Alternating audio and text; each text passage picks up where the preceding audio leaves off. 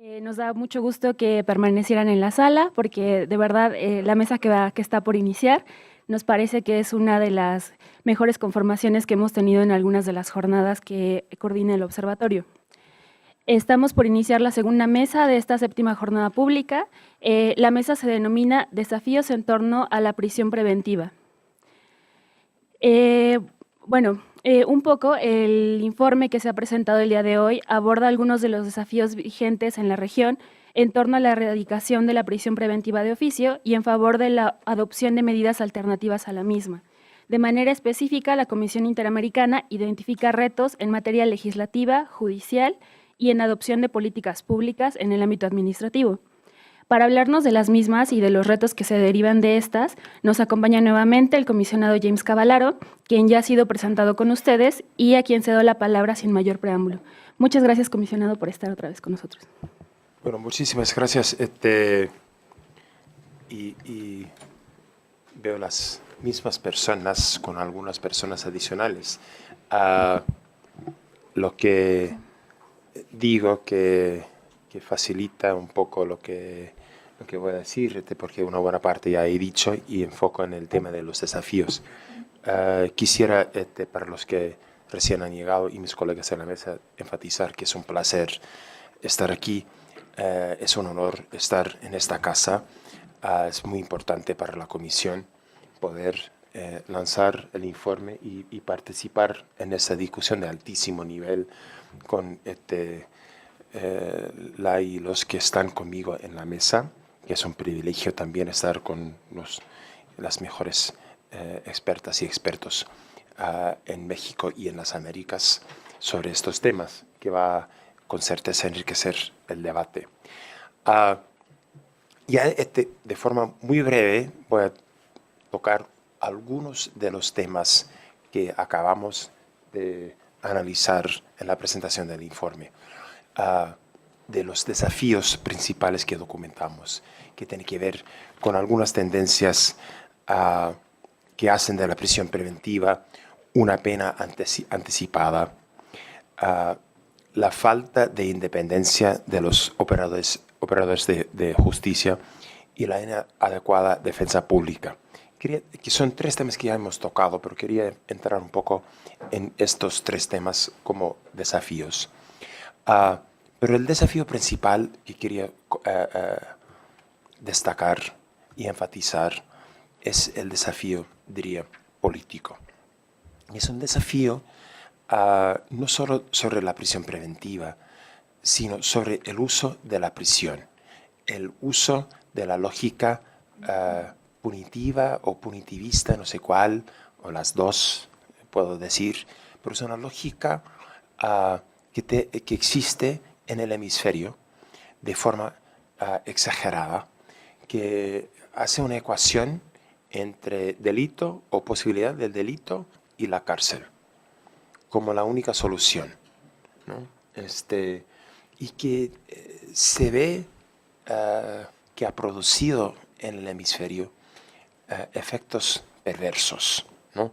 Yo digo que no puedo entrar en casos concretos de mi país, que yo soy estadounidense por una regla interna de la comisión, pero como profesor puedo analizar académicamente tendencias en las Américas. Y digo, la lógica de que el sistema penal existe para punir a determinadas personas es una lógica que no tiene manifestación más clara y más, diría, aberrante de que en los Estados Unidos, donde tenemos entre 700 y 800 personas por cada 100.000 personas en la cárcel.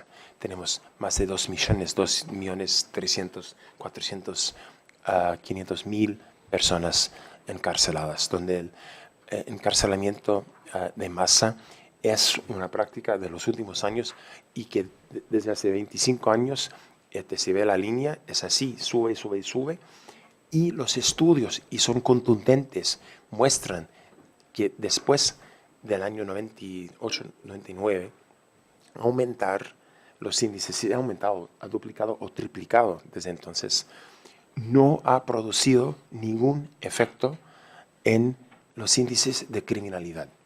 Es decir, la política nuestra de criminalizar ciertas conductas, de meter más gente en la cárcel, no ha producido seguridad. Por lo tanto, es una política no racional. Ahora bien, en las Américas lo que se ve es que en muchas otras temáticas es el peso de la lógica, la influencia de los Estados Unidos en los otros países del continente. Y esa lógica, que digo, que parte de una visión, ¿es punitiva o punitivista? ¿O cuál es este? ¿Punitiva? Punitivista. Ya. Ok, punitivista. Que es una lógica que es lo que guía el sistema. Entonces, el gran desafío, cuando hablamos, y voy a hablar de los desafíos concretos por unos 5 minutos más y dejo la palabra con mis colegas, pero el gran desafío es de buscar formas de cambiar el paradigma, porque afecta a la prisión preventiva, evidentemente, pero afecta, o sea, determina todo lo que es el sistema o los sistemas penales nuestros, que tiene como su enfoque la lógica de la ecuación entre delito o posible delito y, o sea, aquí para usted, delito y cárcel. Alguien ha cometido o posiblemente habría cometido un crimen, tiene que ir a la cárcel. Y la lógica de punir a las personas, aun cuando sabemos que no hay, que esa punición, que ese castigo no va a reducir la criminalidad, no va a producir seguridad, no va a resolver la inseguridad. La incapacidad que tenemos como sociedad es decir, ok, si la cárcel no produce el efecto que queremos, ¿por qué insistimos en la cárcel? ¿Por qué no insistimos en tratamiento? ¿Por qué no buscamos programas de rehabilitación? Y yo digo, y ese es el gran desafío, porque la lógica de punir, de castigar, de venganza, es una lógica que permea, sí, se permea nuestras sociedades y permea también la lógica jurídica. Ese es el gran desafío. Hubo una pregunta sobre los medios de comunicación. Los medios de comunicación trabajan con esa misma lógica, de que alguien tiene que sufrir, hubo un crimen, hubo una violación, alguien, y no importa que sea la misma persona que hubiese cometido el crimen, pero que alguien esté sufriendo, ahí me siento más tranquilo, me siento que la sociedad está funcionando, que el sistema funciona. Entonces, yo digo como comentario más bien académico, y nosotros en nuestro mundo jurídico, y voy a responder a algunos temas jurídicos, porque estamos en jurídicas, y porque soy abogado y soy hasta profesor de Derecho de Stanford, entonces, y soy comisionado. Entonces, por esas razones hablo de los temas jurídicos, pero insisto que tenemos que salir del mundo jurídico y tenemos que convencer si vamos a ganar esa batalla, y no sé si la vamos a ganar. Tenemos que convencer a las personas, no en el mundo jurídico, de la necesidad de cambiar la lógica. Y digo, porque hablo mucho como defensor de los derechos humanos y como comisionado, que podemos usar la lógica de los derechos humanos. Y está bien, y usar una buena lógica de compasión, de reconocimiento de la dignidad humana, de los derechos, de las garantías, etcétera, etcétera. Perfecto. Pero también tenemos que entrar en una lógica más contundente, que es la lógica de la racionalidad. Las políticas actuales son irracionales. Si el objetivo es promover la seguridad del público, las políticas actuales y el paradigma actual es irracional. No funciona. Y seguimos haciendo inversiones en una política y una lógica que no funciona. Ahora bien, sobre 3 temas concretos, para citar unos desafíos concretos. Las políticas criminales que hacen de la prisión preventiva una pena anticipada. Y doy un ejemplo muy interesante. De la Universidad de Stanford, donde trabajo, hicimos un estudio sobre las audiencias de custodia, que es algo nuevo en Brasil, que en Brasil, al ser detenido, la persona no tenía necesariamente el derecho de ser presentada ante un juez. Entonces, quedaba, como dije antes, meses y meses a la espera de una audiencia judicial, a no ser que tuviera abogado y que el abogado entrara con algún tipo de solicitud especial. ¿Okay? Ahora sí tiene la audiencia dentro de las primeras 24 hasta 48 horas. Entonces, observamos centenas de estas audiencias, ¿no? Yo tengo un estudiante que está haciendo un doctorado, yo estoy supervisando ese proceso, ese estudio.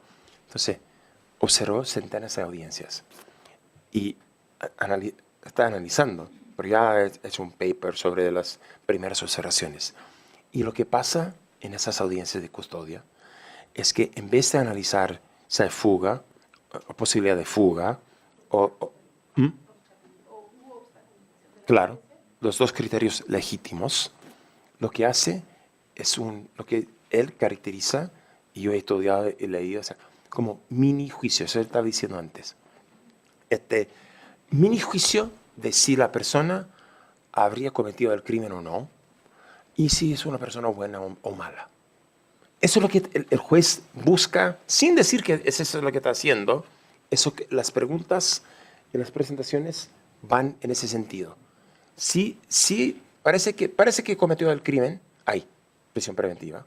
O si no sabemos, pero el tipo es un tipo complicado, reincidente, ¿no? Hay prisión preventiva, ¿no? Entonces, esa lógica tenemos que cambiar. Es una lógica que podemos cambiar las normas, pero no se está aplicando el principio básico. Y eso se repite con diversas manifestaciones, diría, en las Américas. Segundo tema, que es un tema jurídico concreto que podemos trabajar, es el tema de la falta de independencia de los jueces, de los operadores de justicia. Y eso tiene que ver también los medios de comunicación. Pero en muchos países recibimos informaciones y documentamos en el informe de casos en que jueces toman la decisión de, sí, una medida alternativa a la prisión preventiva por una persona X, y esa persona después comete otro crimen.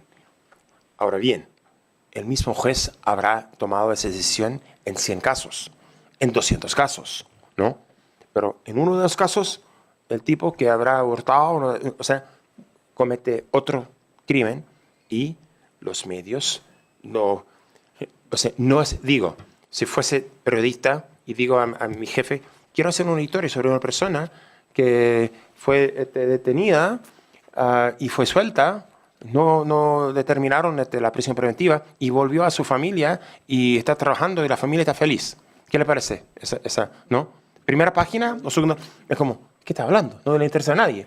Y ese caso se repite centenas de veces por cada caso de que el tipo, en vez de hacer eso, sale y roba o viola o mata, ¿no? Pero cuando pasa eso, ¿qué pasa al juez?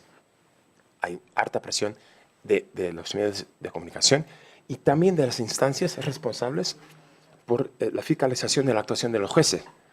Y hay sanciones a los jueces. Entonces, ¿qué pasa? Los jueces no quieren correr el riesgo de ese tipo de actuación, de ser sancionados, de perder el empleo por tomar una decisión no popular. Entonces, aplican, ¿cómo se llama en Costa Rica? El principio de mantener el cargo. Una cosa así se llama. Como, ¿te acuerdas de la frase? Pero es algo que dicen que en la aplicación, en caso de duda, aplica el principio de mantener el cargo. Es como de, o sea, no sé, entonces yo quiero quedarme en mi puesto de trabajo, entonces prisión preventiva. Entonces, hay que buscar estructurar órganos verdaderamente independientes para fiscalizar a los jueces y para no sancionarlos y castigarlos por hacer valer la normativa jurídica.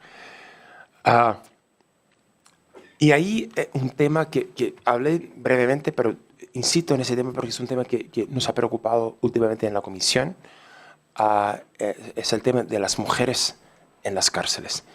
Y digo, dos preocupaciones principales. Por una parte, el número ha aumentado de forma brutal. En algunos países, por un factor de 5 o 6 en los últimos 20 años, el número de mujeres. Siempre es una minoría, por eso no le presta tanta atención, porque cárcel, 90%, 95% hombres, ¿no? O sea, entonces ahí no sé, pero el número ha aumentado mucho.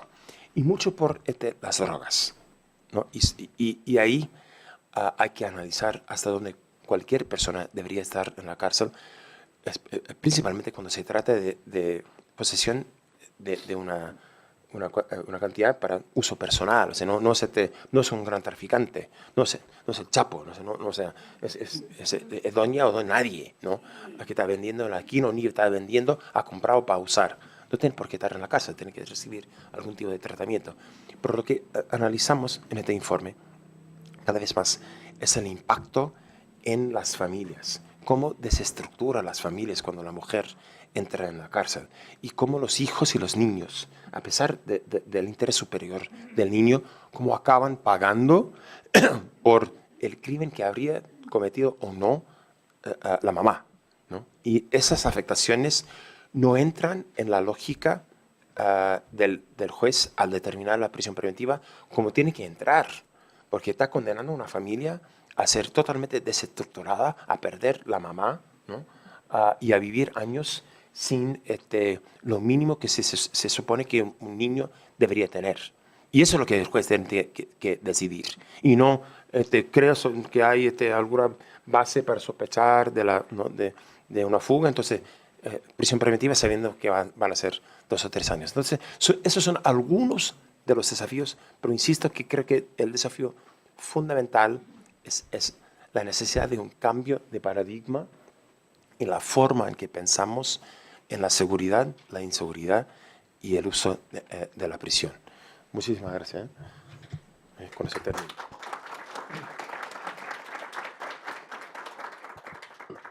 Muchísimas gracias al comisionado por su participación. De los temas abordados, me permito destacar brevemente esta lógica punitiva que permea en las sociedades y el papel de los medios de comunicación, especialmente por la relevancia que tienen para el siguiente tema que se va a abordar en esta mesa. Para nadie de las personas presentes en esta sala es desconocida la crítica a la que ha sido sometido el nuevo sistema de justicia penal mexicano en los últimos meses. Específicamente, durante el mes de julio, trascendió en medios que, derivado de la implementación de este nuevo sistema, hasta 15,000 personas que no han recibido sentencia podrían quedar en libertad. Lo anterior generó múltiples reacciones. Una de las más severas, como podrán recordar, fue la del jefe de gobierno de esta ciudad, que al igual que muchos otros actores políticos y sociales, sostenía que esta situación redundaría en un aumento de la delincuencia y en una falta de justicia para las víctimas de los delitos cometidos. Y bueno, para hablarnos de este tema y ayudarnos a entender mejor la forma en que pretende operar el nuevo sistema de justicia penal con relación a la prisión preventiva, tenemos el honor de contar con la participación del doctor Sergio García Ramírez, a quien me permito presentar muy brevemente. El doctor ha sido juez y presidente de la Corte Interamericana de Derechos Humanos. Obtuvo la licenciatura en Derecho en la Facultad de Derecho de esta universidad, con mención honorífica, y el doctorado en la misma facultad, con mención magna cum laude. Actualmente es investigador nacional emérito dentro del Sistema Nacional de Investigadores, adscrito a este instituto, y además se desempeña como profesor de la Facultad de Derecho de esta universidad. Muchísimas gracias por estar aquí. Muchas gracias. Me complace y me honra participar en esta mesa con tan distinguidos colegas, a quienes saludo con gran afecto, con gran aprecio, y también participar una vez más en un encuentro organizado por el muy diligente Observatorio sobre el Sistema Interamericano de Derechos Humanos, del que en este instituto nos sentimos orgullosos. Gracias, doña Malena, por haberme incorporado en este programa y particularmente en esta mesa. Voy a abordar el tema que me corresponde sin mayor preámbulo, aun cuando probablemente lo voy a abordar con un largo preámbulo y quizá lo agote en el preámbulo. Porque debo decirles, amigas y amigos, que no es mi costumbre, ni es mi gusto, ni lo creo siempre pertinente, analizar casi entomológicamente las figuras jurídicas o los procedimientos jurídicos en una forma aislada, desvinculados de su contexto y fuera del sistema del que forman parte. La prisión preventiva y en general las medidas cautelares forman parte de lo que llamamos el nuevo sistema penal. Y conste que no he dicho nuevo sistema de justicia penal, porque esto está pendiente de acreditación. Si es de justicia o no es de justicia, ya se verá, pero por lo pronto un nuevo sistema penal. Y habría que ver si todas y cada una de las figuras de ese sistema de justicia penal, como la prisión preventiva y las medidas cautelares, honran el discurso penal y los principios y valores que ese discurso penal ha recogido y ofrecido a la hora de organizar este nuevo sistema, o este llamado nuevo sistema, que trae muchos rasgos novedosos y otros que datan de mucho tiempo atrás. Vamos a ver, ya lo dije, si esto entraña justicia penal o si, por el contrario, tiene quiebres o tiene caídas que lo alejan de una verdadera justicia. Debemos, me parece, ponderar esta circunstancia a la hora de analizar la prisión preventiva, las medidas cautelares o cualquier otra figura para ver cómo juega en el conjunto y para no manejar estas figuras como piezas sueltas, desarticuladas, lo cual nos llevaría a un verdadero método Ollendorf o a un juego de teléfonos descompuestos. Veamos a la prisión dentro del sistema y para eso veamos el sistema. Hay que ponderar resultados. Estamos ya a un buen número de años de que esto arrancó. Arrancó primero en algunas entidades federativas y posteriormente en una gran reforma constitucional, digo gran reforma en el doble sentido de la expresión, por nutrida, por aparatosa y por ambiciosa, y valdrá la pena ver qué ha pasado en el curso de esos 8 o más años que tiene de operar el sistema de justicia penal. La bandera son juicios orales, la identificamos con juicios orales. Esta bandera debe ser arriada, me parece, porque los juicios orales brillan por su ausencia. Recientemente estuve en alguna entidad federativa de la que ocultaré el nombre, porque no tiene caso propalarlo, indagando cuál es el número de juicios orales, procedimientos ordinarios que culminan en una sentencia judicial por un tribunal de condena, me enteré de que el número de juicios orales, no de salidas laterales, de juicios orales es del 6.5%. Ante estos datos vale la pena que nos preguntemos si realmente nos encontramos ante un sistema que merezca ser identificado como régimen de juicios orales. También vale la pena que insertemos nuestro análisis en el conjunto de las reformas legislativas de los últimos tiempos, reformas constitucionales y reformas secundarias. Que no olvidemos a la hora de hacer la ponderación de estas figuras que ha habido una serie numerosa, caudalosa, de reformas legislativas, algunas de ellas muy inquietantes, como la que tiene que ver con la responsabilidad, se dice que penal, de los niños, niñas y adolescentes en conflicto con la ley penal, y como la ley sobre ejecución de condenas, que al lado de algunas soluciones excelentes, tiene algunas que son por lo menos pintorescas, cuando no peligrosas. Pero no voy a hacer el análisis de esto, sin embargo no quiero eludirlo, porque, insisto, me parece que todo debe estar formando parte, como una pieza de un gran conjunto. Nos encontramos también ante el amago de nuevas reformas. Hay ante el Congreso de la Unión propuestas de reformas constitucionales que revisarían aspectos centrales del sistema instaurado en 2008 y hay también propuestas de reformas secundarias. Como ustedes saben, y a mí me gusta recordar, Zagrebelsky tiene una obrita magnífica que se llama Derecho Dúctil y en esa obrita habla, digo obrita por su volumen, su enjundia es mayor, pero su tamaño es relativamente reducido, se refiere a lo que él denomina el legislador motorizado. Un legislador que hace uso de un motor y en función de ese motor se pone en actividad frenética, febril. Aquí tenemos un legislador motorizado, tanto en materia constitucional como en materia secundaria. Vale la pena, a propósito de la prisión preventiva o de lo que sea, invitar al legislador a ser más reflexivo, invitar al legislador a deliberar seriamente en coloquio con la sociedad, en coloquio con los expertos, en coloquio con la comunidad, con los actores del sistema, antes de incorporar más y más reformas. Dijimos hace algunos años, y estoy todavía dentro del gran conjunto, que había una tensión muy severa entre el sistema inquisitivo que íbamos a abandonar, en el caso de que hubiera existido, y el sistema acusatorio que íbamos a adoptar, en el caso de que llegáramos a este objetivo. Bien, esta tensión, que forma parte de nuestro discurso cotidiano, debe ser analizada bajo el imperio de otras tensiones, de las verdaderas tensiones, de las tensiones reales. No desdeño la antinomia existente entre el sistema inquisitivo y el acusatorio, pero quiero mencionar, aunque sea de pasada, a las tensiones que yo identifico como reales, que son aquellas que están gravitando sobre nuestro sistema que llamamos a veces de justicia penal. Primero, control del crimen y debido proceso. Se nos ha administrado, con demagogia y populismo, la idea de que no es posible controlar el crimen si no prescindimos de algunos extremos del debido proceso, que son puntos extremos antitéticos y que, por lo tanto, si se quiere debido proceso, hay que hacerse a la idea de que habrá inseguridad. Y si se quiere seguridad, habrá hacerse la idea de que hay que declinar algunos avances del debido proceso. Segunda antinomia, o segunda tensión que influye en los paradigmas del nuevo sistema es economía versus justicia. Nos interesa despachar con celeridad los litigios penales, aun cuando ese despacho no siempre culmine en decisiones justicieras.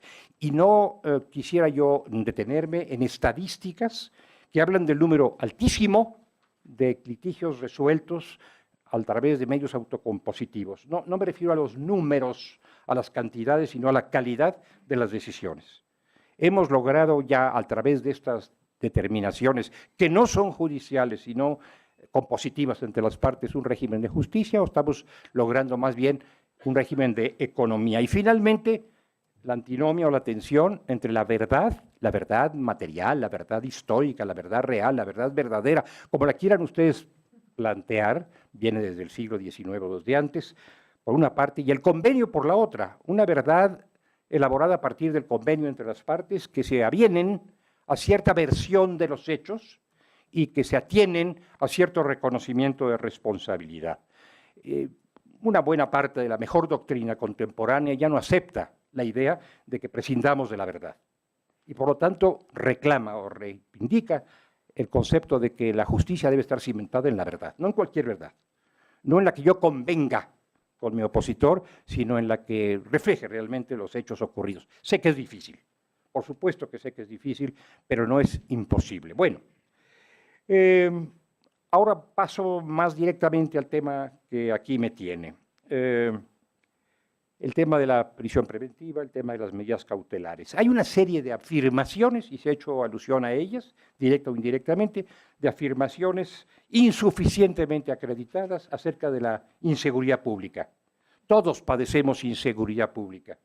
De lo que no podemos estar seguros es de que las causas de esa inseguridad sean las que se nos recetan en un discurso cada vez más audaz y peligroso, y no algunas otras que tienen que ver con desatención a determinados aspectos del arte de gobernar. El arte del buen gobierno, se decía en el siglo XIX, es el que produce la felicidad del pueblo. El arte que desplegamos todos los días no parece estar produciendo la felicidad del pueblo. Se está arrojando sobre la justicia penal, y aquí no quiero hablar del sistema, sino de la justicia penal, la culpa de la inseguridad. La culpable de la inseguridad es la justicia penal, soslayando algunos de los verdaderos factores de inseguridad que se localizan en otros lugares. Probablemente en la injusticia social, más que en la injusticia penal, probablemente. Pero esto lo dejo para el análisis de cada quien. Este traslado de responsabilidad, este traslado ligero, apresurado de la responsabilidad, sustrae al escrutinio público las verdaderas causas de la criminalidad y de la inseguridad prevaleciente y coloca a buen resguardo a actores de la inseguridad que debían ser actores de la seguridad. Hemos, por ejemplo, olvidado, aun cuando haya referencias frecuentes, pero hemos olvidado a fondo el papel de la policía como instrumento, no de buen gobierno, sino como instrumento que favorece, que propicia la seguridad y que, bueno, no opera, por decirlo de alguna manera piadosa, no opera en los mejores términos en nuestro país. No obstante ser una pieza fundamental, a mi modo de ver, del sistema de justicia penal. Yo creo que la pieza fundamental, perdónenme la temeridad de mi afirmación, del sistema de justicia penal, es la policía. No los ministros de la Suprema Corte, no los magistrados de los más altos tribunales, ni siquiera, que por supuesto son importantes, en los agentes del Ministerio Público, los jueces penales, es la policía. Si la policía no opera bien, vamos a seguir escuchando este discurso demagógico, este discurso populista, y no operará adecuadamente, como no está operando, me parece, el llamado sistema de justicia penal. No hemos tenido, amigas y amigos, una deliberación amplia y seria acerca de las medidas cautelares y la prisión preventiva. Yo también, como ustedes, como todos, leo noticias. Yo también oigo discursos. Las noticias que a veces siembra un comunicador poco enterado, o las noticias que propala un funcionario desesperado por infundir en la opinión pública la idea de que no es su responsabilidad, sino la responsabilidad del sistema, por lo tanto del Congreso de las ideas en abstracto, el dotar a la sociedad de justicia. Aquí tenemos una flagrante tensión entre el principio de inocencia, presunción de inocencia si se quiere, y las medidas cautelares. Esa tensión es inevitable. Lo ponderaron ya los reformadores hace 250 años, lo dijo el propio Beccaria, es inevitable la tensión, lo que tenemos que encontrar es la manera de resolver la tensión racionalmente, sin suprimir alguno de sus extremos. Reiterando algo que acabo de escuchar y que escuché en la primera intervención de esta jornada, debo insistir en recordar cuáles son los propósitos a los que sirve la prisión preventiva y en general todas las medidas cautelares. Pero la prisión preventiva es la más dramática entre todas, la más visible, la más invocada. Primero, las medidas cautelares, y si no, estúdiese a Calamandrei, que no estaría mal volver otra vez a las fuentes clásicas, las medidas cautelares no son decisiones anticipadas de una controversia, de ninguna manera. No resuelven la controversia, por lo tanto no podemos identificarlas con la decisión de la controversia, ni para efectos doctrinales ni para efectos populares. Tampoco son herramienta la única para la seguridad pública, no son respuesta al auge del crimen. Las respuestas tenemos que buscarlas y localizarlas en otros lugares, y tampoco son sanción adelantada. No confundamos una medida cautelar, es una medida precautoria para asegurar un juicio, para asegurar la marcha de la justicia, con una sanción adelantada y fulminante que se impone desde el momento mismo en que un sujeto es privado de la libertad y comparece ante un juzgador. La proliferación de la prisión preventiva y la exigencia de más y más prisión preventiva corresponde a esta idea errónea de que se trata ya de una sanción adelantada y que vale la pena ese adelanto o ese anticipo de la sanción.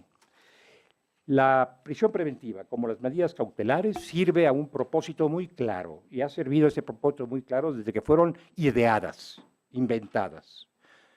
Ese propósito muy claro es asegurar el juicio, asegurar la presencia del inculpado en el lugar del juicio, garantizar la incolumidad de las pruebas y probablemente también proteger a los sujetos que participan en el procedimiento. Esto es lo que se pretende con la prisión preventiva y con las medidas cautelares en términos generales. Por ello, no podría yo menos que cuestionar a fondo lo que llamamos la prisión preventiva oficiosa. Una prisión preventiva que se impone no a individuos, sino a series de individuos, no considerando la situación de ese individuo en el proceso, sino considerando la imputación que se le hace y la responsabilidad probable que se le atribuye. Son series de individuos sujetos a prisión preventiva oficiosa. Esta figura, la oficiosa, retrae la valoración judicial. No le permite al juzgador ponderar las conveniencias del proceso que se sigue ante su jurisdicción, se inhibe de esa ponderación y se atiene simplemente a un mandato de ley, a un prejuicio legal, no a un juicio judicial, sino a un prejuicio legal. Y no es consecuente con la restricción legítima de la libertad, según los patrones, según los parámetros nacionales e internacionales que justifican o que sustentan la compresión de ese bien jurídico precioso que es la libertad. Que sea legal esa compresión, que sea adecuada al fin que se persigue, que sea excepcional y no sistemática, y que sea proporcionada y no a todas luces desproporcionada, como ocurre en diversas ocasiones. Yo quisiera, por último, relacionar la prisión preventiva con la realidad del sistema de custodia que tenemos en México. Porque también debemos, además de insertar la prisión preventiva en el sistema penal, debemos insertarla en la realidad en la que se aplica el sistema penal. No es una figura, no es una norma que esté depositada en un artículo del Código y punto, a la que podamos acercarnos de una manera intelectual, deliberativa, sin tomar en cuenta cómo se manifiesta en la situación real.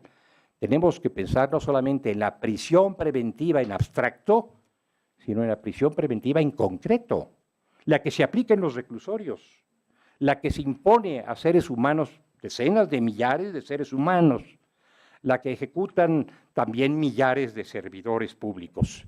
Sobre este tema, el de la prisión preventiva y la realidad del sistema penitenciario, algunos analistas han cargado el acento.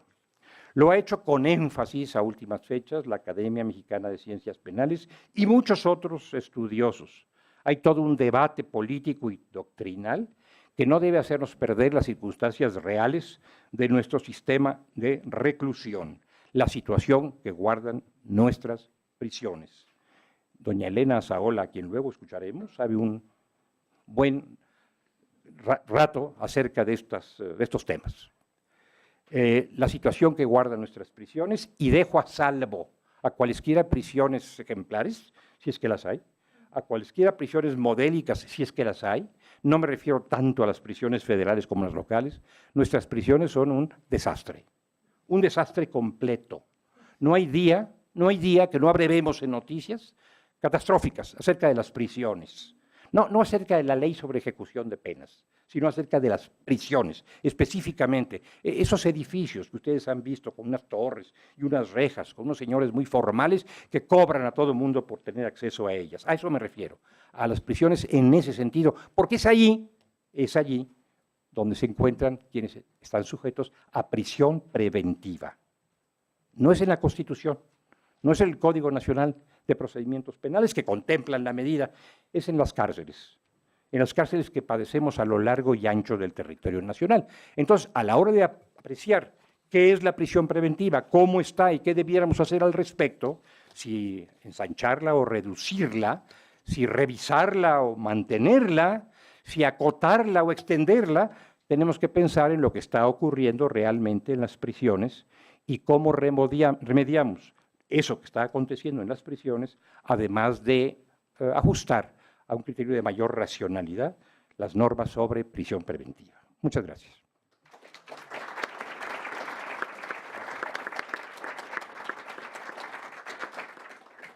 Muchas gracias al doctor Sergio García Ramírez por las reflexiones que compartió con nosotros el día de hoy. De nueva cuenta, me gustaría subrayar alguna de las ideas que fueron compartidas, especialmente la que tiene que ver con la idea que se vende a la ciudadanía de que la justicia penal es la culpable de la inseguridad. Las reformas políticas y discursos que proponen mayor encarcelamiento como solución a los problemas de inseguridad ciudadana son una de las razones que impulsan el uso automático de la prisión preventiva, como bien nos decía el doctor García Ramírez. Así como la necesidad de erradicar el uso de esta figura como pena anticipada, son algunos de los temas a los que la Comisión Interamericana da especial atención en su informe. Sin embargo, para poder llegar al ideal de eliminar el uso indiscriminado de esta figura, resulta esencial determinar la función de la prisión preventiva y su uso excepcional, así como diferenciarla de los fines y propósitos de la privación de libertad como sanción dictada a las personas que han sido condenadas por la comisión de algún delito. Para ayudarnos a entender esta diferenciación y los retos derivados de su uso y entendimiento de forma indistinta, tenemos el enorme gusto de que nos acompañe en esta mesa el profesor Miguel Sarre, a quien procedo a presentar muy brevemente. Él es profesor numerario jubilado del Instituto Tecnológico Autónomo de México, el ITAM, en esta ciudad. Fue miembro del Subcomité de las Naciones Unidas para la Prevención de la Tortura. Tiene una maestría en Derecho por la Universidad de Notre Dame y una licenciatura en Derecho por la Escuela Libre de Derecho de esta ciudad. Sin nada más que agregar, les cedo la palabra. Muchas gracias por estar aquí.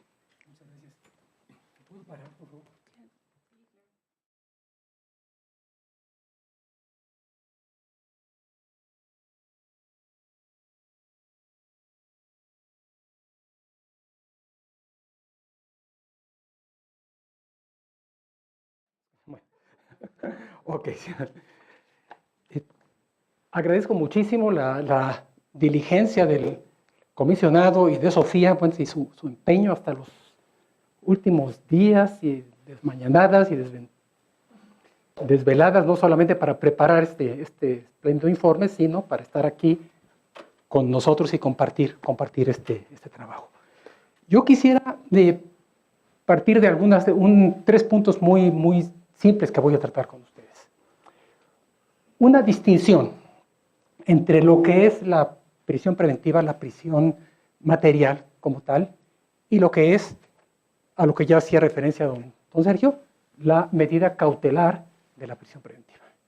Y a lo largo de esta breve exposición también quiero comentar que insistiré en señalar no las coincidencias, que son muchísimas, en todo lo que han manifestado en su exposición inicial esta mañana y con don Sergio ahorita, temas como la prisión preventiva oficiosa, etcétera, sino señalar algunas diferencias en aras a justamente alimentar el debate.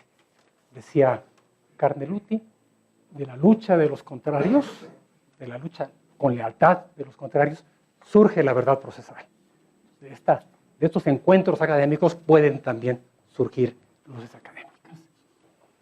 Tenemos la prisión preventiva, entonces, como realidad, y tenemos la prisión preventiva como medida cautelar.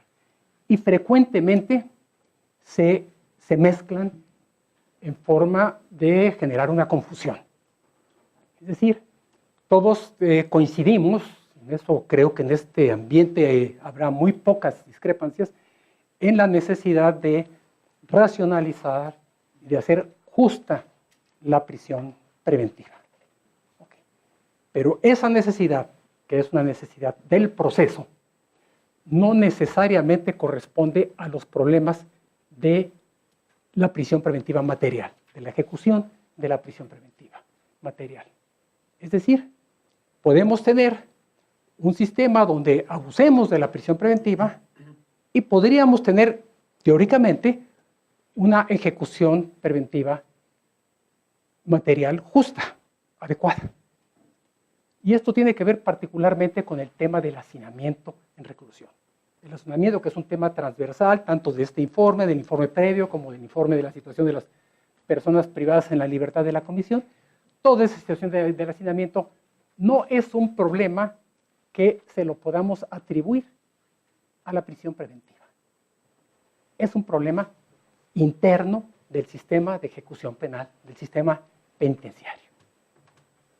Es decir, no desconozco los problemas de la prisión preventiva. Tiene los suyos y muy graves, pero esa no es causa del hacinamiento. No hay tal cosa como un sistema penitenciario sobrepoblado. El sistema penitenciario tiene a las personas que tiene. Y me vino a la mente esto al saludar aquí a nuestro titular del INE hace un momento, ¿verdad? Es como si nosotros estuviéramos pidiendo un sistema, como lo demandábamos hace muchos años, un registro nacional de electores, ¿verdad? Y ante los problemas que había para tener un registro que hemos conseguido en México, nos dijeron, no, es que el problema es la sobrepoblación. El problema es que son muchos. No, tú tienes que hacer un registro electoral y anota al que llegue. ¿Cómo llegó? Eso es otro problema. Si tienes que ver políticas de planeación familiar, tienes que ver, velos, atiéndelos, ¿verdad? Pero esa es otra historia. Tú me registras al que llegue, pero es que están llegando muchos, pues no me importa. Entonces aquí a la prisión nos están llegando muchos y a esos tenemos que atenderlos. No nos interesa, para efectos de análisis, no es que no nos interese personalmente, obviamente que sí, pero para efectos de análisis no nos interesa, cuando vemos el tema de la prisión, el problema de la medida cautelar de la prisión preventiva, su uso y su abuso. Porque entonces también tendríamos que ver si tuviéramos nosotros un procurador, como espero que pronto lo tengamos, una procuraduría autónoma, ¿verdad?, que sea muy eficaz, entonces tendríamos que verlo también con recelo cada vez que logra presentar a personas ante la justicia y logra condenas, porque está contribuyendo al incremento de la población penitenciaria. No, tendríamos que darle las gracias que está haciendo su labor. Necesitamos que haga su labor él, que le haga la defensa, que le haga el juez, y eso nos puede dar como resultado una población penitenciaria, si todos hicieran su tarea, muchísimo mayor a la que tenemos ahorita. Así es que yo lo que quiero es desconectar estos temas de la medida cautelar y de la prisión preventiva. A manera de tesis, racionalizar la prisión preventiva es un tema distinto de la garantía de los derechos de las personas privadas de la libertad. Esto nos lleva a un segundo. Quiero ver, este tema quedó, no, obviamente que no están de acuerdo conmigo, pero quiero asegurarme que haya transmitido el punto. Es decir, separar, poner en dos cajones distintos. ¿Y a qué viene? Quizás se pregunten ustedes, por ejemplo, quiero leer aquí en el numeral 109 del informe, ¿no? Nos señala, además de los graves efectos del hacinamiento analizados muy de cerca en su informe 2013, la Comisión ha elaborado esta problemática a través de todos sus mecanismos. Mediante el sistema de casos y medidas cautelares, por ejemplo, se ha ilustrado la situación de tensión y violencia que ocasiona el hacinamiento, así como los riesgos que esta situación conlleva. Esta situación de hacinamiento,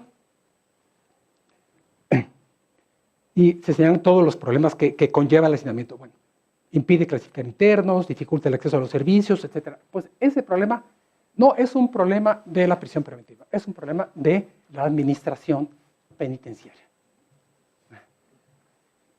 Y más que de la administración penitenciaria, lo que veremos, es un problema de la justicia de ejecución en materia, es un problema mucho más judicial que del auxiliar del administrador de la prisión. Si vemos el hacinamiento como causa externa de los males penitenciarios asociada a la prisión preventiva, tendríamos que asociar igualmente el hacinamiento a la eficaz persecución de los delitos, como ya lo dije. Por este camino, pues no llegaríamos muy lejos. Entonces creo que vale la pena hacer esta separación. Segundo punto que quisiera tratar con ustedes. Esta confusión nos lleva a debilitar las garantías y los derechos en la ejecución de la prisión preventiva. Es decir, como las personas que están en prisión preventiva no debieran estar ahí, pues los colocamos en una especie de limbo jurídico. Y no es casualidad que sea muy frecuente la confusión en decir, y al hablar, por ejemplo, de nuestra Ley Nacional de Ejecución Penal, ¿verdad? No es Ley Nacional de Ejecución de Penas ni de Sanciones, es de ejecución penal. ¿Por qué?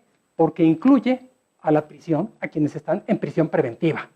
Y cada vez que decimos de sanciones, dejamos fuera de esa protección material que queremos que nos interesa, dejamos fuera de esa protección a los que están en la prisión preventiva.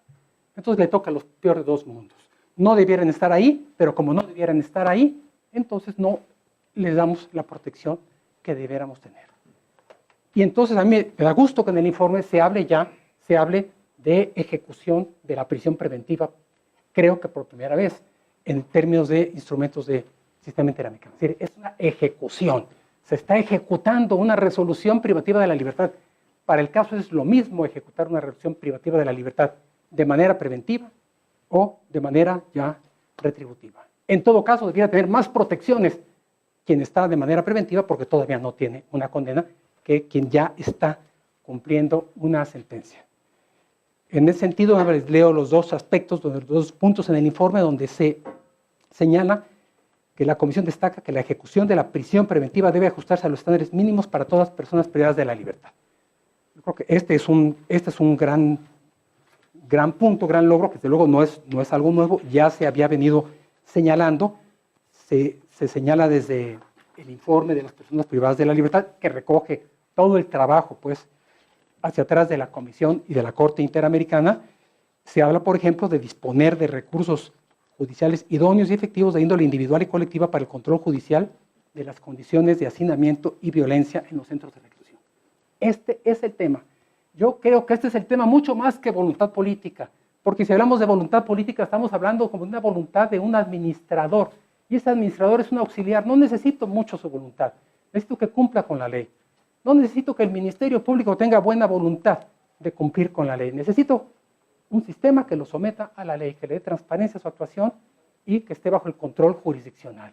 Entonces, hablar de insistir, con todo respeto, en la voluntad política, ¿verdad?, es pensar que estamos en un sistema que es de corte mucho más administrativo que una parte del sistema de justicia penal. Las personas están en prisión preventiva porque ahí las puso el sistema de justicia penal.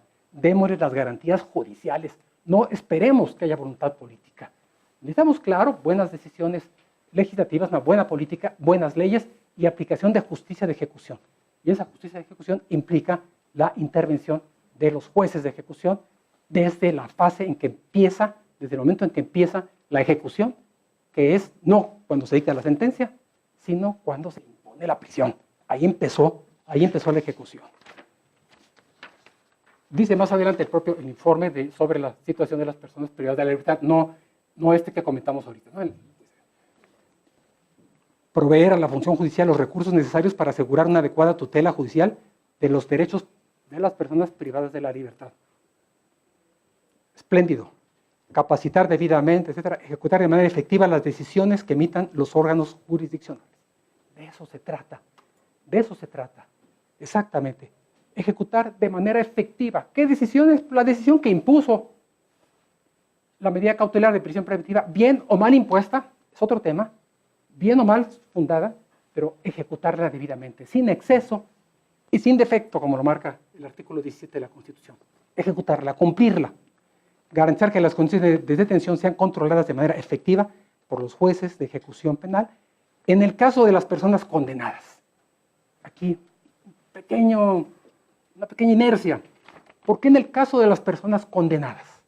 O sea, los jueces de ejecución deben intervenir en el caso de todos. Claro, continúa, dice. Y por los jueces de las causas respectivas en el caso de las personas que se encuentran en detención preventiva. ¿Qué tiene que ver?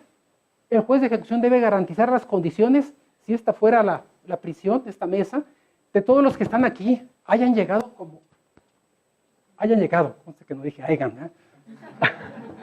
hayan llegado como hayan llegado, ¿verdad? Eso es juez de ejecución de la prisión y de sus alrededores, inclusive de los visitantes, de los familiares. Es el juez que nos garantiza la legalidad.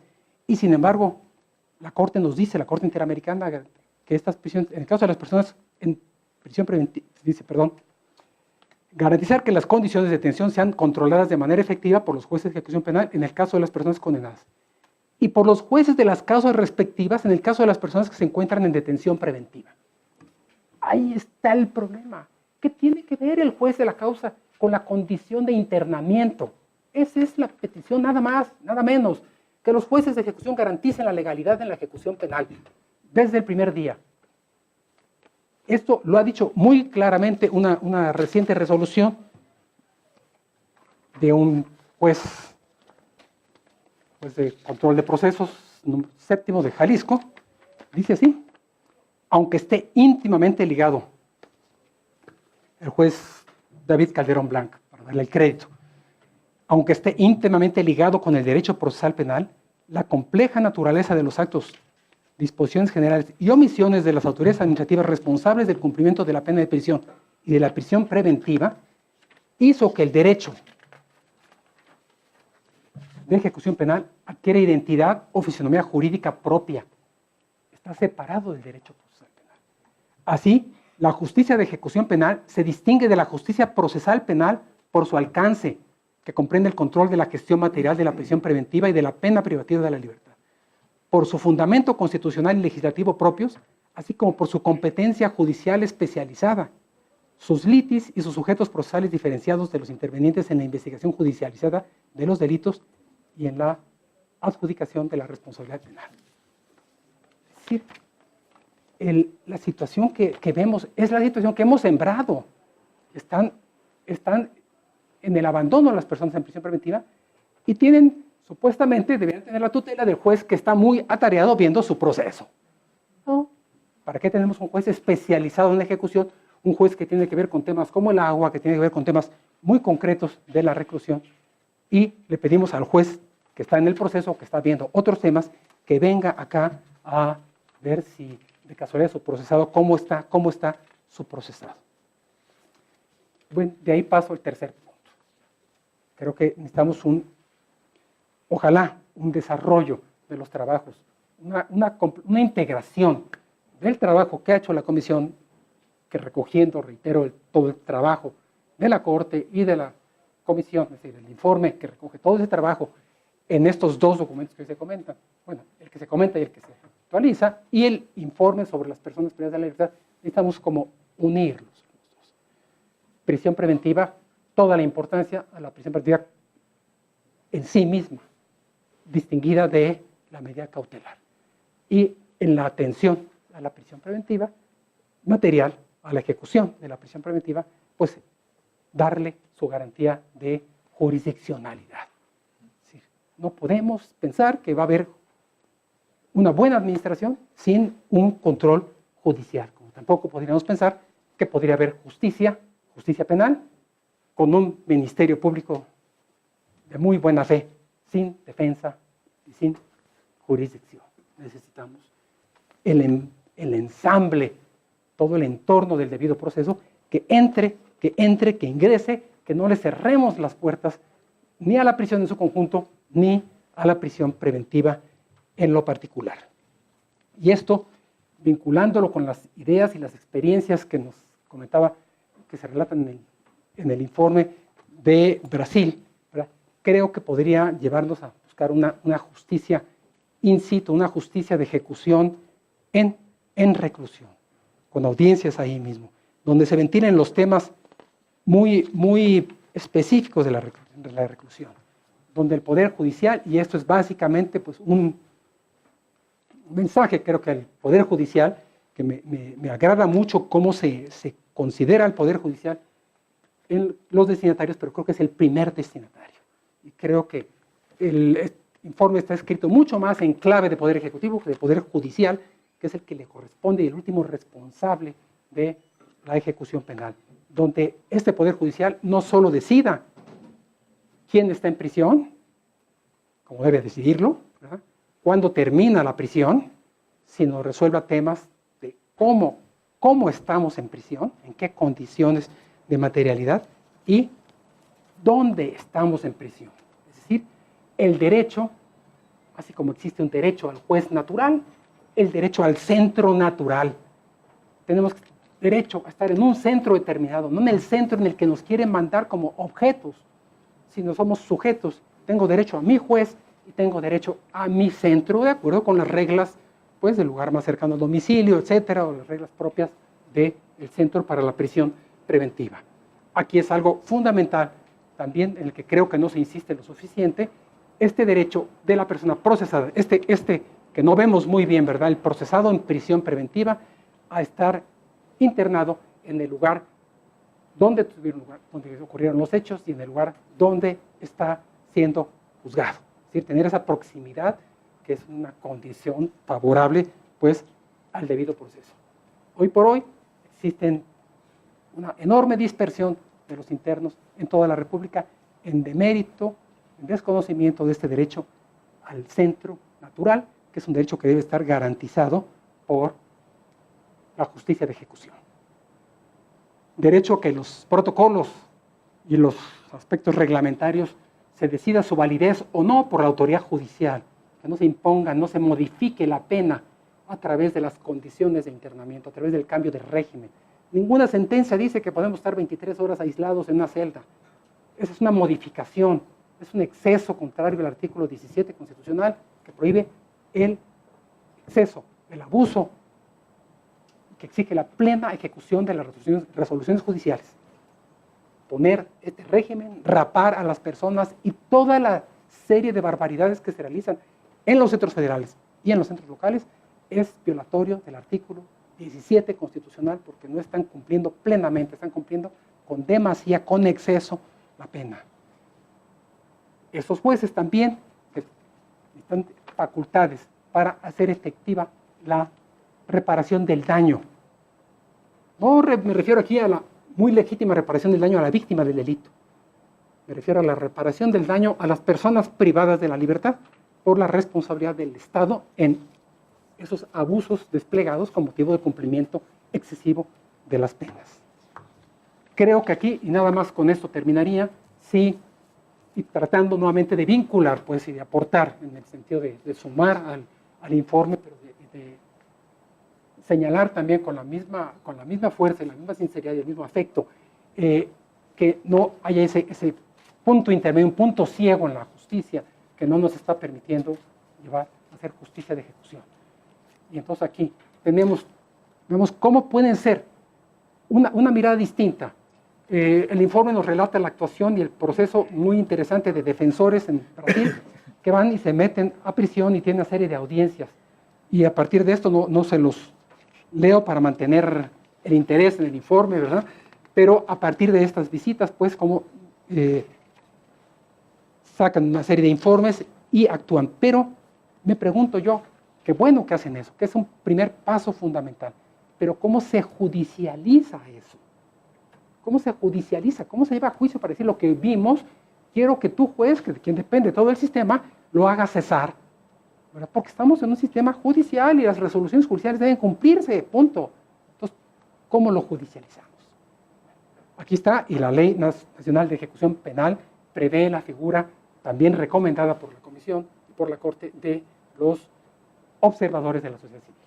Pero vemos cómo llevaríamos, cómo trabajarían estos observadores.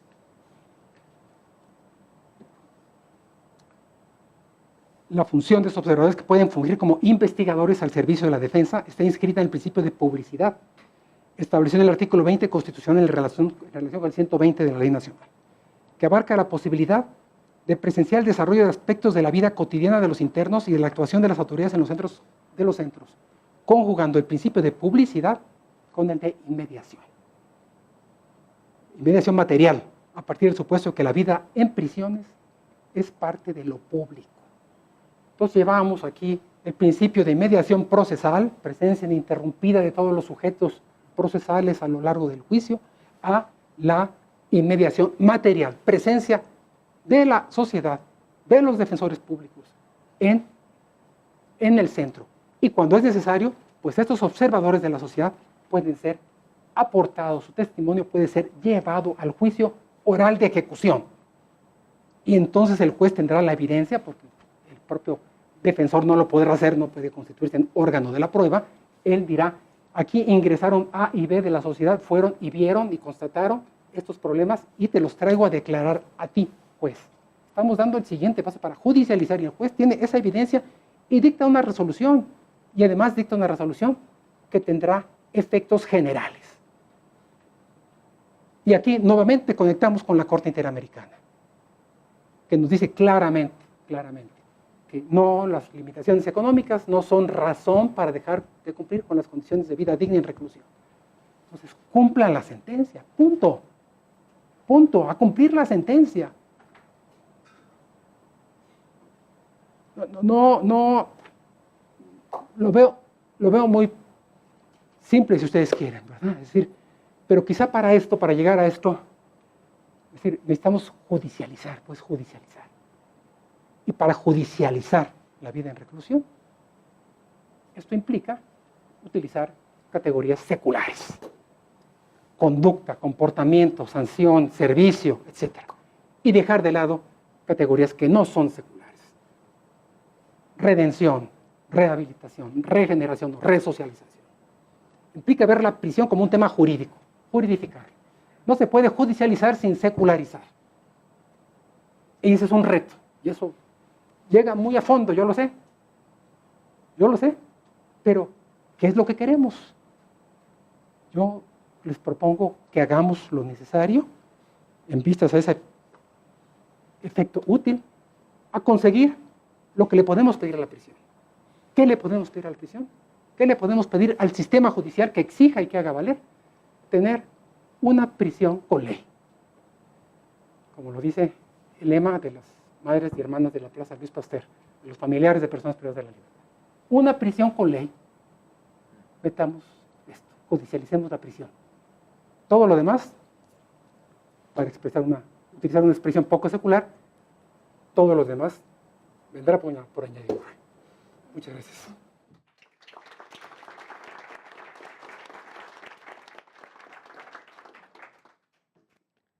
Muchísimas gracias al profesor Miguel Sarre por sus reflexiones. Tenemos unos minutos adicionales, entonces tenemos oportunidad de hacer una ronda de preguntas y respuestas. Si es que alguien tiene algún comentario o una pregunta, les pedimos que levanten la mano para que les puedan llevar el micrófono. ¿De qué lado?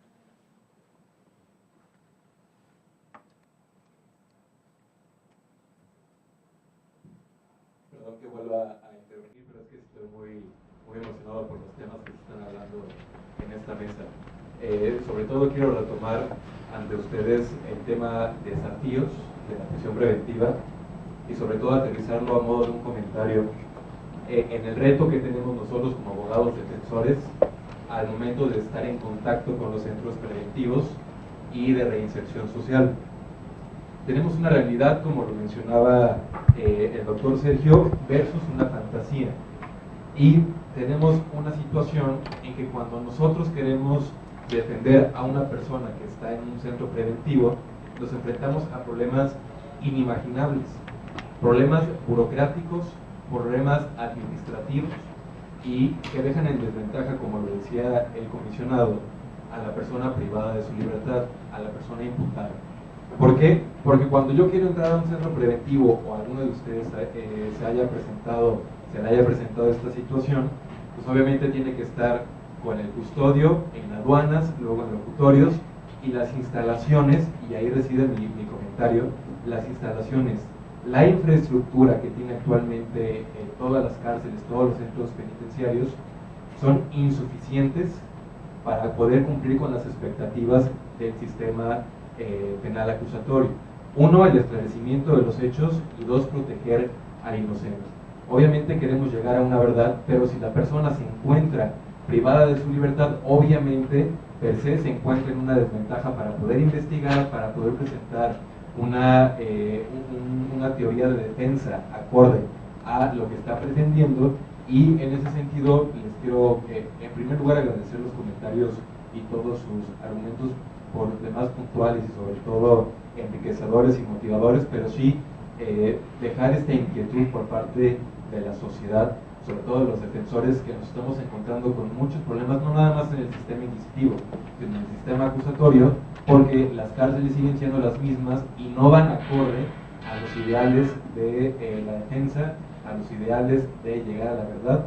Y pues bueno, eso era lo que el comentario que quería hacer en torno a una pregunta. Pues nosotros como sociedad, ¿qué podemos hacer? Creo que tiene una respuesta lógica, organizarnos para impulsar y para presionar al gobierno, que es quien tiene los recursos y quien puede cambiar la situación actual de los centros preventivos. Lo hago también a modo de debate, si se puede presentar de esta forma mi argumento, pero por demás agradecerles su presencia y los comentarios que han realizado en esta mesa de debate. Gracias. Muchas gracias. Atrás hay una pregunta más. Bueno, muchas gracias por el micrófono. Me gustaría justamente hacer un comentario siguiendo con lo que comenta el compañero y con los ponentes, y les agradezco también de antemano pues las invitaciones y las asistencias de los mismos ponentes. Entonces, comentaban anteriormente sobre la causa que tenemos del por qué se vicia la administración dentro de los centros penitenciarios. Efectivamente, ya se tiene la causa, ya se tiene la solución, como lo comentaban, pues es la debida administración dentro de estos centros. Ajá, entonces ya tenemos lo que genera, ya tenemos cómo acabarlo. Ahora, la pregunta, como dicen, la pregunta del millón y que siempre ha existido, es cómo tirar todos esos vicios que siguen manejando la administración pública y las autoridades, ¿no? Como comentaban, pues hay que dar dinero, entonces, ¿cómo quitarlos de verdad de raíz? Y bueno, ¿no? Simplemente. Gracias. Bueno, en la mesa, ¿alguien de los integrantes que guste comentar lo que se ha dicho? ¿Quieren comentar lo que ha dicho Miguel? Bueno. Aquí también. Adelante, creo que la idea es igual alimentar el debate, entonces. No, comento y dejo las preguntas más bien relacionadas con la práctica mexicana, con los expertos mexicanos. Si bien es cierto que he visitado penales acá en México también, levantas temas contundentes y evidentemente con la coherencia lógica. El tema que en principio, la analogía que haces con el tribunal electoral o el servicio electoral, o sea, tiene que... Y usted como árbitro, si quiere. Sí, pero un observador, juez de lujo, observador, observador como el juez. De lujo. Observador. Pero ahí, la analogía me parece pertinente, que el sistema penal tiene la obligación, como el servicio electoral, de registrar a quien llegue, en el sentido de darle las condiciones dignas a quien llegue a ser detenido, por la razón que sea, da igual. Totalmente de acuerdo.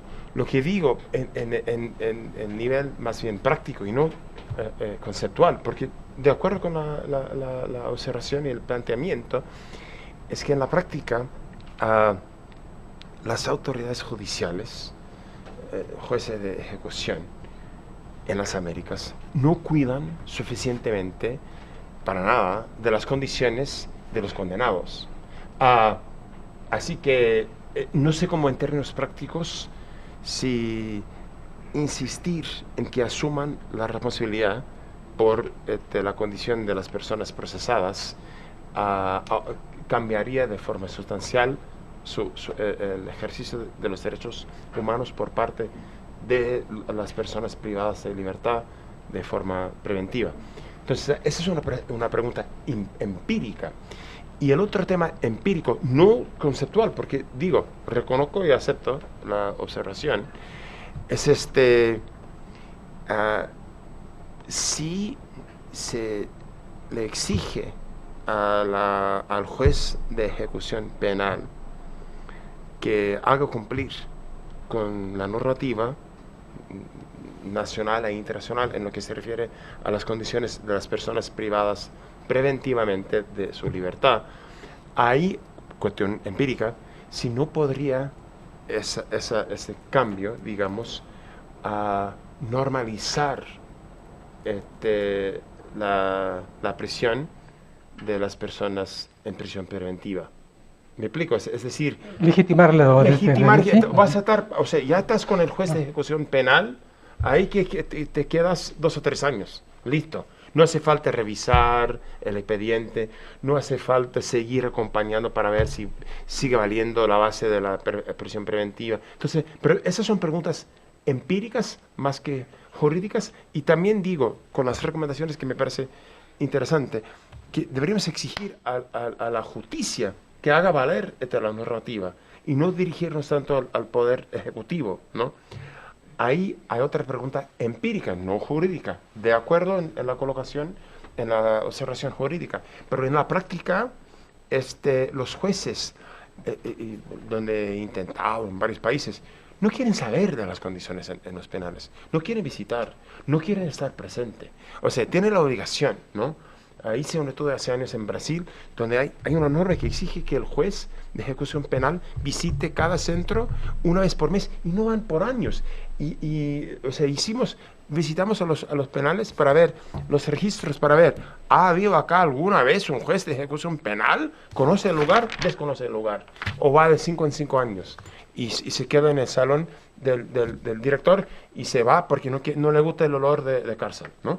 Entonces, ahí, en la práctica, hay una cuestión empírica. Si dirigirnos a los jueces y a las autoridades judiciales que deberían estar ejerciendo la función de control, si eso tiene menos posibilidad práctica de cambiar la realidad de la cárcel, que depende mucho más de los que están en la cárcel. Entonces ahí, pero jurídicamente, de acuerdo con el profesor Sarre, como siempre. Pues. Gracias. Voy a contestar jurídica y empíricamente, porque creo que es todo un... Y empiezo con este punto. ¿Me está escuchando?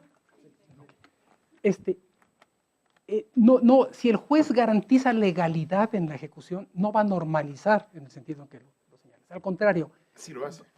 lo que va a hacer es exigir un alto estándar que va a obligar al Estado a pensarle más cuándo va a imponer la prisión preventiva, porque le va a costar y no los va a embodegar nada más.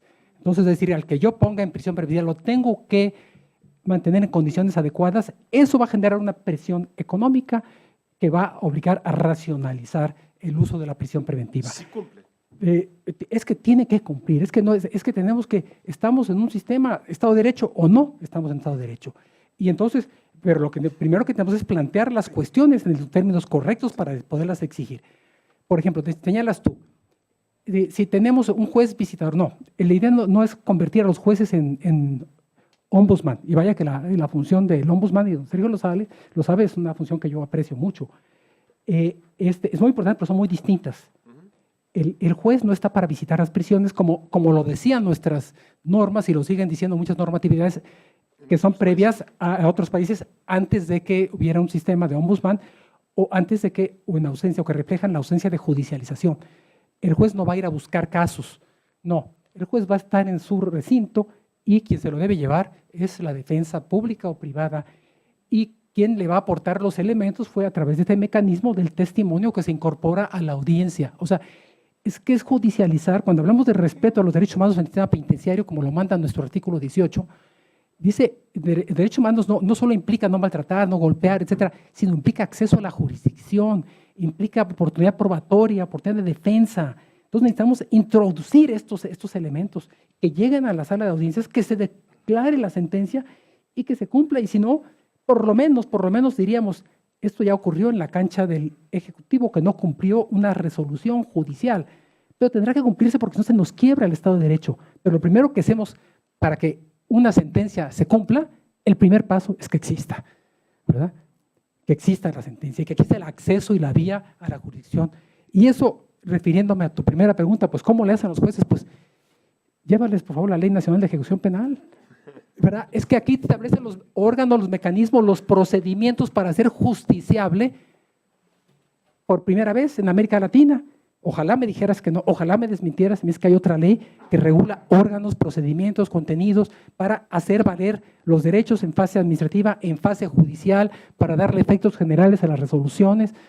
Entonces, hay un camino que tiene muchos problemas, por supuesto que tiene muchos problemas, Sergio, soy el primero en reconocerlos, tiene algunos temas de inconstitucionalidad de la ley, etcétera, por supuesto, pero es una ley que ofrece un nuevo horizonte, que judicializa, pero en serio, la ejecución penal.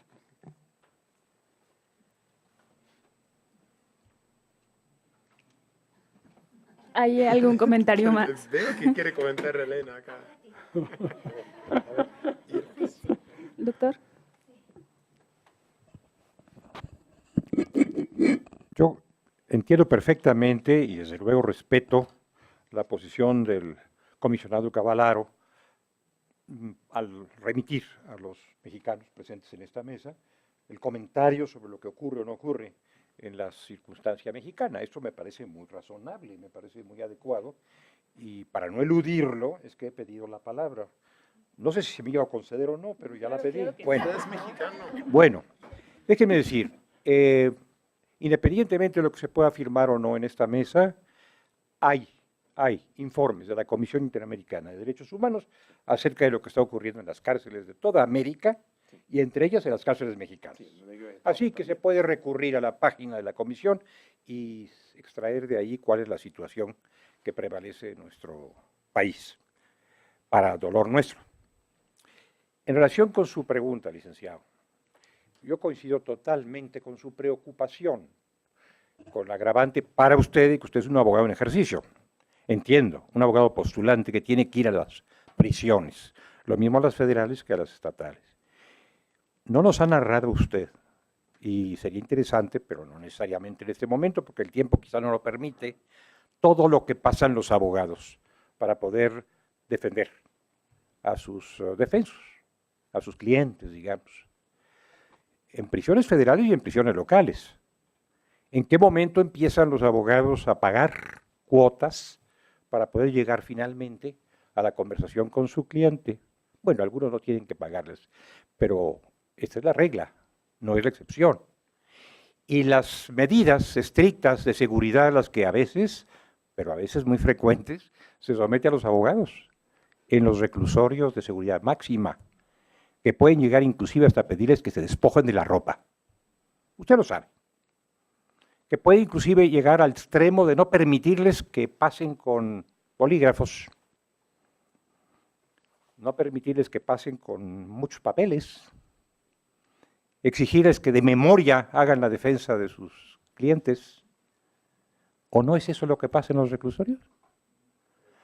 ¿Cuál principio de publicidad?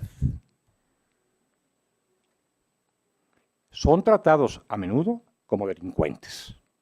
No son los abogados, son los cómplices del recluso que deben ser tratados, por lo tanto, con una enorme cautela, por decir cautela. Esa es la realidad, esa es la realidad. Después de que he escuchado esto de nuestros colegas de la Barra Mexicana Colegio de Abogados, por ejemplo, leí de nueva cuenta el artículo 18 y leí la ley de ejecución y no encontré ahí ninguna norma que permita semejantes desacatos. La Corte se ha ocupado, la Corte Interamericana, quiero decir, también la Comisión, por supuesto, se ha ocupado de las condiciones que deben prevalecer a propósito de la defensa de los inculpados. Esas condiciones para la amplia y adecuada defensa de calidad, dice nuestra Constitución, no se están observando en los reclusorios. Y esto nos lleva a la otra pregunta, la que se formuló hace también un rato, a propósito de cuáles son las medidas para obtener que en los reclusorios se trate con dignidad a las personas. Es que lo que tenemos que hacer en los reclusorios, en este país y en otros muchos, es restablecer el Estado de Derecho. No prevalece el Estado de Derecho en los reclusorios. Es probable que haya jueces de ejecución, es probable que haya directores competentes, probablemente muy honestos. No lo dudo, no lo dudo. Pero no prevalece el Estado de Derecho. El Estado de Derecho supone respeto absoluto de derechos y garantías establecidos en las leyes. Y no es eso lo que predomina. Entonces, ¿no valdría la pena que nos preguntáramos una vez más si es necesario seguir reformando, remendando la Constitución y exigiendo ley tras ley tras ley y código tras código? ¿No valdría la pena ya levantar la voz y hacer notar, no a título de juristas, sino de sociólogos o simplemente de ciudadanos, que ha llegado el momento de que ese fárrago de leyes se aplique en las prisiones y en otros lugares, por cierto? Pero por lo pronto estamos aquí hablando de las prisiones. Esta es la dolorosa realidad. Por eso yo invitaba a quienes me hacen el honor de escucharme con paciencia y benevolencia, a que además de leer lo que dice la Constitución y las leyes de ejecución en materia de prisiones, en materia de jueces de ejecución, se pregunte si eso está ocurriendo, si eso realmente está pasando. Yo soy fervoroso partidario de los jueces de ejecución, por supuesto. Había llegado el momento de que se judicializara de esa manera el Estado de Derecho en las prisiones. Pregunto, ¿contamos con suficientes jueces de ejecución? ¿Preparados? ¿Competentes? En todo caso, suficientes. Hay el número necesario de jueces de ejecución y estos son, como cualquier otro juez, independientes, imparciales y competentes. ¿Qué es lo que dice el artículo 8.1 de la Convención Americana? Y no excluye a los jueces de ejecución, eso va para todos los jueces. Bueno, en fin, son preguntas un poco para coincidir, no para responder. No estoy respondiendo.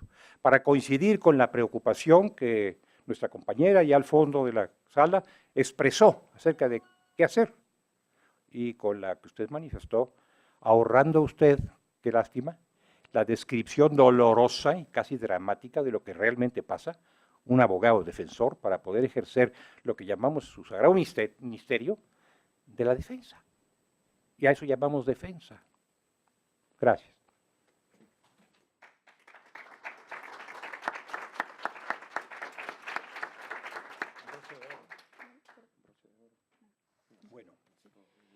Bueno, les agradezco mucho a los integrantes de la mesa sus comentarios, a todas y todos ustedes su atención y permanencia en esta sala. Tendremos un breve receso de 15 minutos e iniciaremos con la tercera mesa de esta jornada.